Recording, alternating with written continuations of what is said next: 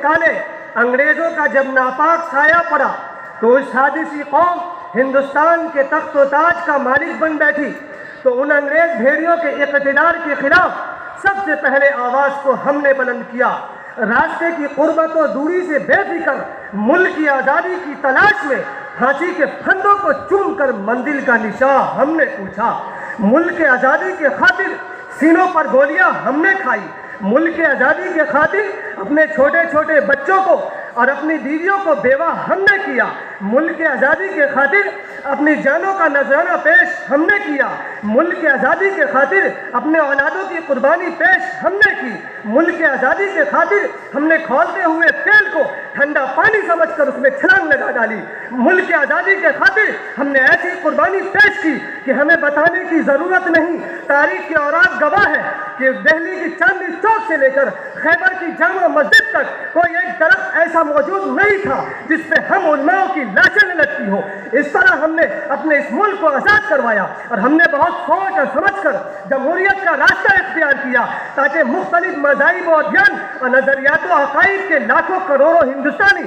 آزادی کی حقیقی دولت سے سرفراز ہو سکے۔ لیکن افسوس صد افسوس، ملت اسلامیہ کے غیور مسلمانوں، اس ملک کے آزاد ہونے کے بعد یہ لوگ ہم سے ایسے ملے جیسے ہمیں ان کے سب سے بڑے دشمن ہو۔ ملت اسلامیہ کے غیور مسلمانوں اور نوجوانوں، ملک کے آزاد ہونے کے بعد تاریخ اٹھائیے اور مطالعہ کیجیے کہ مسلمانوں کے ساتھ کس طرح کا معاملہ پیش کیا گیا، مسلمانوں کے خلاف کیسے کیسے ہتھیار استعمال کیے گئے۔ کبھی گورکشس کے نام پر اخلاق کا قتل کیا جاتا ہے، تو کبھی مظفر نگر میں ہماری ماں اور بہنوں کی عصمت سے کھیلا جاتا ہے، تو کبھی گجرات کے اندر ہمارے چھوٹے چھوٹے معصوم بچوں کو گاجر اور مولی کی طرح کاٹ کر سڑکوں پر پھینک دیا جاتا ہے، تو کبھی ہماری مساجد کو شہید کر دیا جاتا ہے، تو کبھی ہماری مدارس اور مکاتب پر شک کی نگاہ ڈالی جاتی ہے۔ میں یہ کہہ دینا چاہتا ہوں، ہمارے مدارس اور مکاتب پر شک کی نگاہ ڈالنے والوں، کان کھول کر سن لو، ہم آج بھی اپنے اندر وہ صلاحیت رکھتے ہیں کہ اپنی دونوں ہاتھوں کی دونوں انگلیوں کو تمہارے دونوں آنکھوں میں ڈال کر تمہاری نگاہ کی رخ کو تبدیل کر سکتے ہیں۔ ملت اسلامیہ کے غیور مسلمانوں، یوں ہی نہیں، حد تو یہ ہو چکی کہ اب ہماری شریعت پر مداخلت کی جا رہی ہے۔ کبھی اعضاء پر پابندی، کبھی طلاق ثلاثہ پر آوازیں اٹھائی جا رہی ہے، تو کبھی ہمارے پیغمبر کی شان میں گستاخی کی جا رہی ہے، تو کبھی قرآن پر آواز کو بلند کیا جا رہا ہے، تو کبھی حجاب کو پابندی کی باتیں کی جا رہی ہے۔ ملت اسلامیہ کے غیور مسلمانوں، میں اپنی اس آواز کو بڑی صفائی کے ساتھ ملک ہندوستان کے حکومت تک پہنچا دینا چاہتا ہوں کہ یاد رکھو، فرقہ پرست طاقتوں، اتحاد کے دشمنوں، سیاست کی روٹیاں سینکنے والوں، کان کھول کر سن لو، اس روئے زمین پر جب تک ایک شخص بھی کلمہ طیبہ لا الہ الا اللہ محمد الرسول اللہ کو پڑھنے والا زندہ ہوگا، خدا کی قسم اپنی شریعت پر عمل کرتا رہے گا۔ ارے ہم تو وہ مسلمان ہیں کہ کل بھی اپنی شریعت پر عمل کرتے تھے، آج بھی اپنی شریعت پر عمل کرتے ہیں، اور انشاءاللہ روز قیامت تک اپنی شریعت پر عمل کرتے رہیں گے۔ اور یاد رکھو، ملت اسلامیہ کے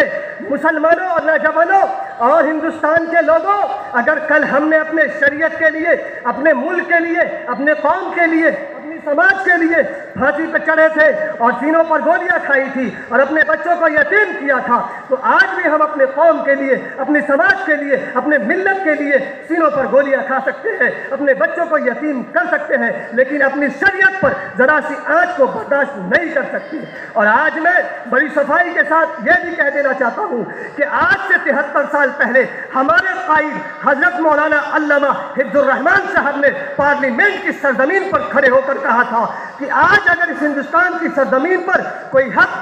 گاندھی جی کو، جواہر لال نہرو کو اور سردار پٹیل کو کوئی حق حاصل ہے، تو وہی حق مولانا حسین احمد مدنی کو، مولانا کفایت اللہ کو اور اس حفظ الرحمان کو بھی حاصل ہے۔ اور آج یہ عاجز بندہ، کمزور بندہ مدرسہ اشرف العلوم شالق پڑا کے اس طاقتور اسٹیٹ سے بڑی صفائی کے ساتھ یہ کہہ دینا چاہتا ہے کہ آج اگر اس ہندوستان کی سرزمین پر اس ملک کے صدر اور اس ملک کے عہدیداروں کو کوئی حق حاصل ہے، تو کان کھول کر سن لو، وہی حق مولانا ارشد مدنی کو، مولانا محمود مدنی کو، مولانا ابو القاسم نعمانی کو، مولانا موسیٰ کلیم اللہ کو، مولانا مفتی عبید اللہ کو، مفتی حبیب اللہ کو، مفتی وسیم الباری کو، مفتی عثمان غنی کو اور یہاں تک کہ اس بندہ عزیز محمد ولی اللہ کو کشمیر سے لے کر کنیا کماری تک اور منی پور سے لے کر گجرات تک ہر ایک گاؤں، ہر ایک گلی کوچی، ہر ایک محلہ میں رہنے والے ہر ایک مسلمان کو حاصل ہے، اور وہ حق کوئی چھین نہیں سکتا۔ توحید کی امانت سینوں میں ہے ہمارے،